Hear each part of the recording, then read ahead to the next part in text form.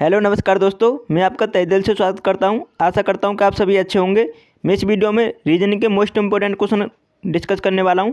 तो आपके एग्जाम में 25 क्वेश्चन पूछे जाएंगे जो कि आपकी परीक्षा की दृष्टि से इंपॉर्टेंट है सभी क्वेश्चन। चलिए देख लेते हैं। पहला क्वेश्चन है, दिए गए विकल्पों में से उस संख्या का चयन करें जो निम्नलिखित श्रेणी के प्रश्नवाचक चिन्ह के स्थान पर आ सकती है। तो यहाँ पर श्रेणी में प्रश्नवाचक के चिन्ह के स्थान पर आपको संख्या बतानी, कौन सी संख्या आएगी। चलिए देख लेते हैं।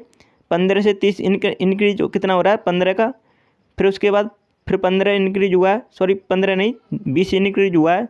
उसके बाद 20 50 से 75 25 इंक्रीज हुआ है।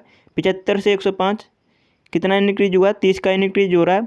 उसके बाद 5 5 मतलब इंक्रीज होता जा रहा है अगली में, ठीक है। तो 35 से 5 इंक्रीज करेंगे तो 35 आएगा, और 105 में 35 जोड़ने पर 140 आएगा। उसके बाद हम 5 इंक्रीज करेंगे तो 40 मतलब यहाँ पर जोड़ेंगे तो यहाँ पर कितना आ जाएगा, 140 में 40 जोड़ने पर 180 आ जाएगा। तो सही है हमारा लॉजिक। इसका मतलब 140 का राइट आंसर है। तो फर्स्ट ऑप्शन इसका राइट आंसर हो जाता है। आशा करता हूँ आपको समझ में आया होगा।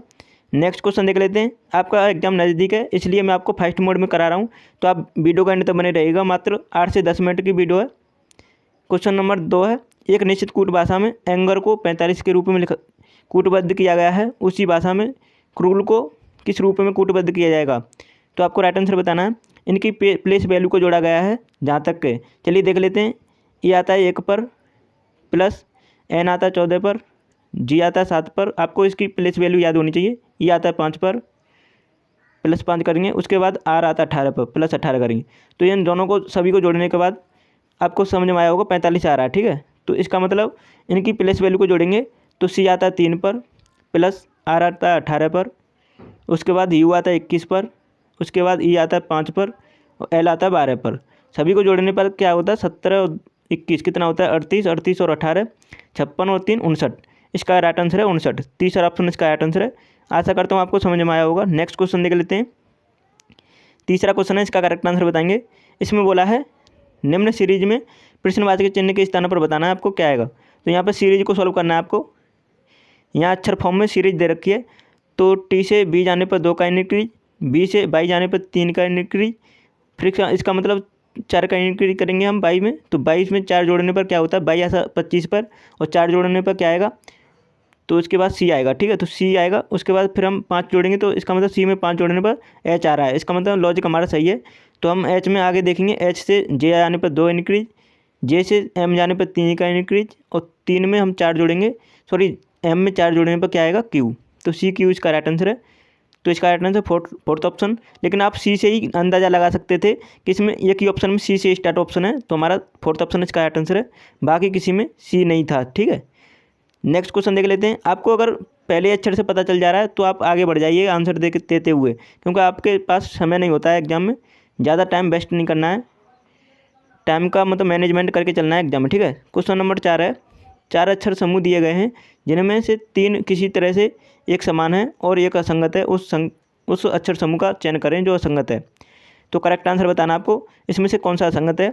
चलिए देख लेते हैं। तो आपको दिखाई दे रहा होगा आर एस, उसके बाद टी यू, मतलब बीच वाली का यहाँ पर टी यू अगला बढ़ता हुआ क्रम है, और 12 वाली का बढ़ता हुआ क्रम है। के से एल आता है, के एल आता है, उसके बाद एम से एन आता है बीच में, ठीक है। अब यहाँ पर जे से के आता है, एल से एम आता है, यहाँ पे देखेंगे ओ से पी आता है, क्यू से एस नहीं आता है, आर आता है।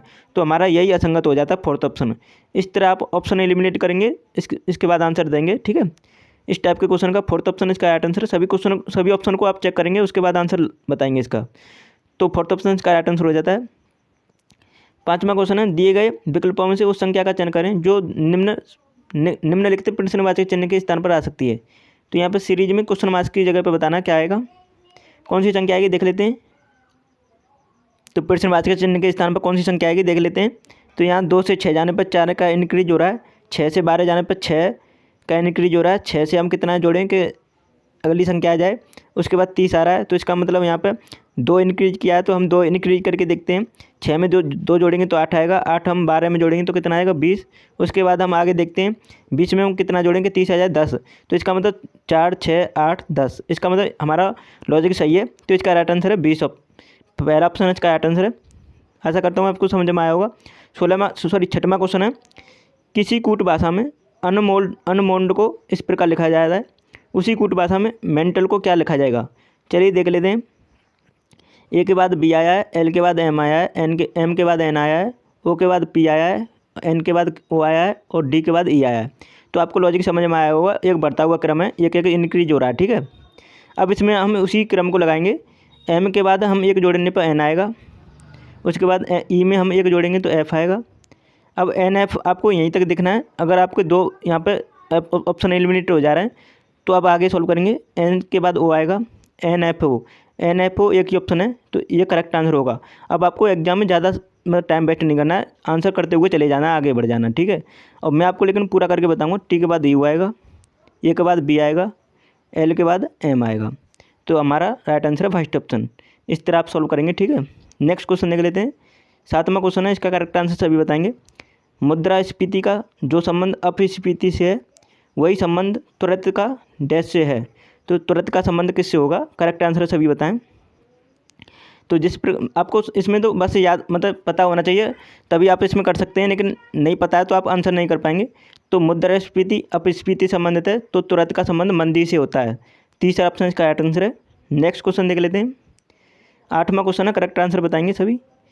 दिए गए विकल्पों में से उस संख्या का चयन करें जो निम्नलिखित श्रेणी में प्रश्नवाचक चिन्ह के स्थान पर आ सकती है। तो यहाँ पर प्रश्नवाचक चिन्ह के स्थान पर बतानी कौन सी संख्या आएगी।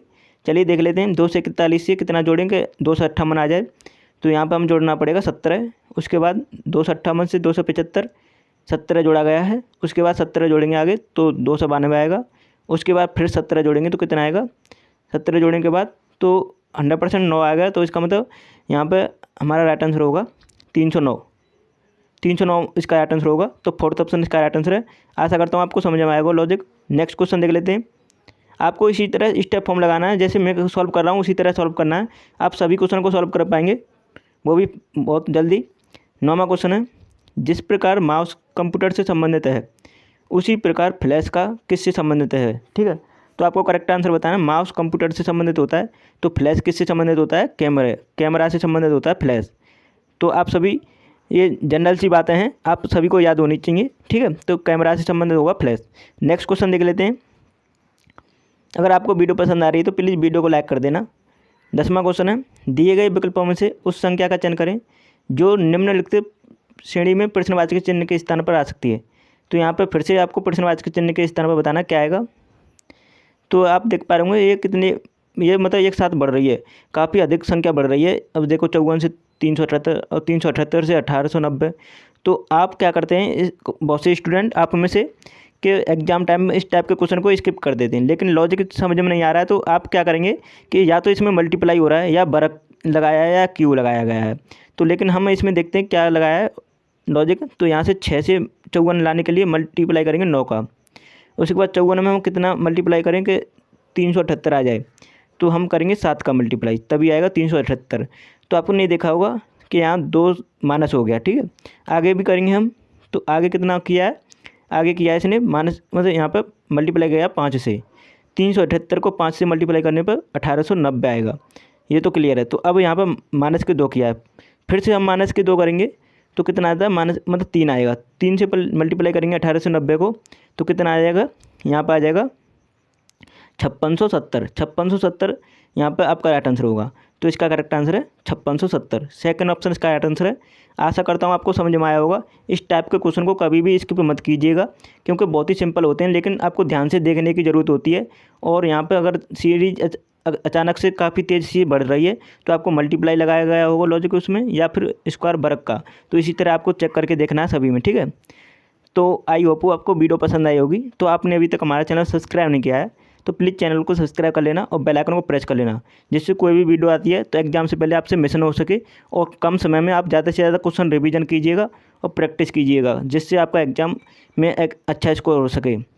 और मैं आपको बता दूं, मेरी सभी वीडियो 8 से 9 मिनट की रेंज में है, तो एग्ज़ाम से पहले सभी वीडियो को देख लीजिएगा, क्योंकि आपके एग्ज़ाम के लिए सभी वीडियो बेनिफिशियल हैं। और आपको 25 क्वेश्चन रिवाइज करने को मिलेंगे प्रत्येक वीडियो में। लगभग 50 वीडियो मैंने आपको प्रोवाइड कर दी हैं, तो सभी वीडियो को देखते रहिए।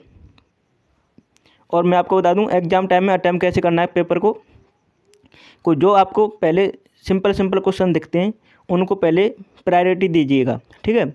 उसके बाद जो डिफ़िकल्ट होते हैं उन्हें बाद में करना है। तो आपको सिंपल क्वेश्चन, आपको मान लीजिए 100 में से आप 50 क्वेश्चन कर देते हैं देखते ही, तो उसके बाद आपके पास 50 क्वेश्चन बचते हैं, ठीक है।